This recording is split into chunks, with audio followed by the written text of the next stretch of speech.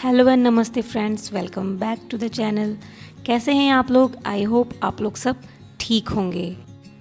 आज के इस वीडियो में मैं आपके साथ शेयर करूंगी कुछ टिप्स और ऐसे जुगाड़ जो होम मेकिंग के काम को आसान कर देंगे, हमारे होम ऑर्गेनाइजेशन के वर्क को इजी कर देंगे। सो बिना किसी देरी के स्टार्ट करते हैं आज का ये बहुत ही इंटरेस्टिंग सा वीडियो। होम मेकिंग करना और उसे ऑर्गेनाइज रखना कोई इजी काम नहीं है। ये कोई इजी टास्क नहीं है जो चुटकियों में हो जाता है। इसके लिए हमें भी पेन और पेपर की ज़रूरत होती है। तो मैं अपने घर को, अपने जो रूम्स हो गए, उन्हें अलग अलग कैटेगरी में बांट दिया है। मैं भी इसी तरह का एक शेड्यूल मेंटेन करती हूँ, एक डायरी मेंटेन करती हूँ, तभी जा कर के ये पॉसिबल हो पाता है। तो मैंने अपने घर के सभी रूम्स को कैटेगरी वाइज बांट दिया है। तो फर्स्ट में मैंने बेडरूम, हॉल, इस तरह से करके अपने घर के हर रूम को एक रिमार्केबल नेम के थ्रू से इंडिकेट कर दिया है।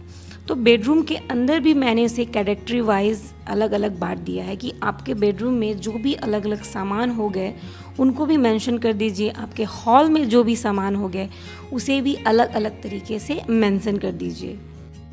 देखिए, होता क्या है, जब भी हम सभी चीज़ों को पेपर पे नोट डाउन कर देते हैं तो हमारा जो मेंटल स्ट्रेस होता है वो बहुत हद तक कम हो जाता है। वो सभी चीज़ें हमारे पेपर में नोट डाउन हो जाती है और उसे याद रखना थोड़ा इजी हो जाता है। तो जब कभी भी मुझे रूम की किसी भी पार्ट की क्लीनिंग करनी हो तो मैं झट से इस डायरी को खोलूँगी और मुझे पता चल जाएगा कि किस पार्ट की क्लीनिंग होनी बाकी है और करनी कब है। तो इस तरह से घर के हर एक पार्ट को आप अलग अलग नाम दे करके उसे मेंशन कर दीजिए और जितनी भी चीज़ें हों उसे भी अलग से आप इंडिकेट कर दीजिए। मैंने किचन के अप्लायंसेस को भी इसमें स्पेस दिया है, इसमें रखा है ताकि वो भी मुझे याद रहे।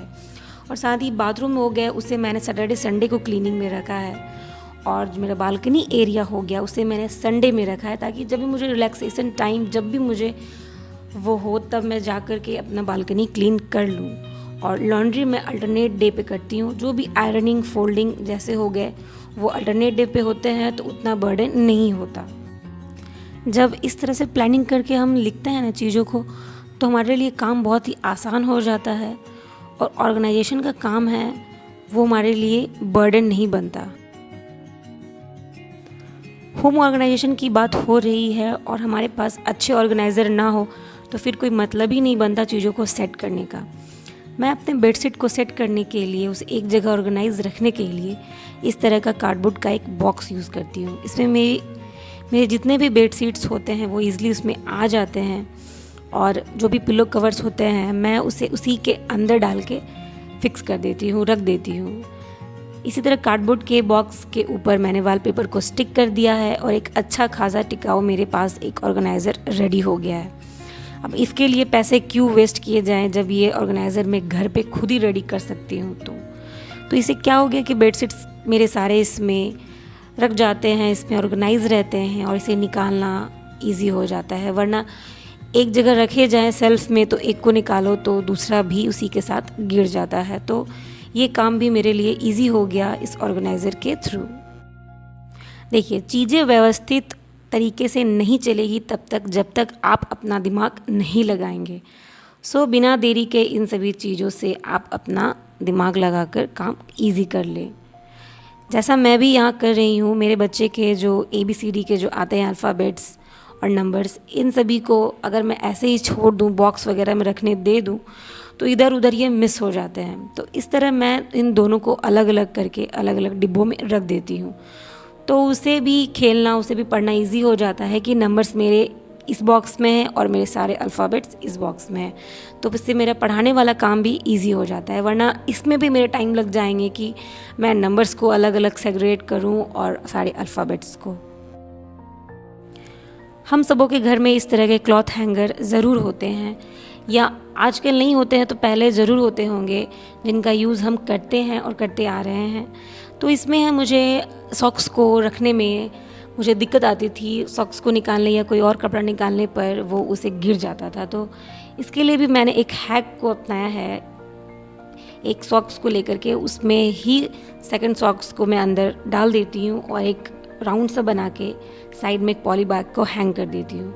अब जितने भी मेरे सॉक्स हो गए या हैंकीज़ हो गए वो साइड में हैंग हो जाते हैं, वरना इसके लिए भी एक अलग से ऑर्गेनाइज़र ढूंढो, अलग से एक जगह बनाओ कि अब इन सभी चीज़ों को कहाँ रखें। तो ये भी बहुत ही एक ईजी मेथड है, एक हैक है जो कि अपना करके आपकी डेली जो काम है वो आसान हो सकती है। अब बात कर लेते हैं हमारे नेक्स्ट जो जुगाड़ जिसका मैंने ज़िक्र किया था, वो है की होल्डर। जब कभी हम घर से बाहर जाते हैं, कीज़ वगैरह लेकर के जाते हैं, आते हैं तो फिर इन्हें इधर उधर रख देते हैं, तो वो मिसप्लेस भी हो सकता है। तो इस तरह से डोर के पीछे मैंने एक की होल्डर को बना करके उसे हैंग कर दिया है। उसे मैंने एक वेस्ट बॉक्स से बनाया था और 4-5 कीले उसे लगा दी और गोल्डन और ब्लैक पेंट को मिक्स करके इसे एक अच्छा सा लुक दे दिया, एक एंटिक लुक आ गया और एक गणपति बप्पा को उसमें रख दिया। तो बस हमारा की होल्डर रेडी हो गया। सो फ्रेंड्स, कैसा लगा आज का वीडियो? अगर आज का वीडियो पसंद आया तो प्लीज़ उसे लाइक कर दीजिएगा और अगर चैनल पे नए हैं तो उसे सब्सक्राइब कर दीजिएगा। सो मिलते हैं अपने किसी नेक्स्ट वीडियो में, तब तक के लिए स्टे हैप्पी, स्टे ब्लेस्ड।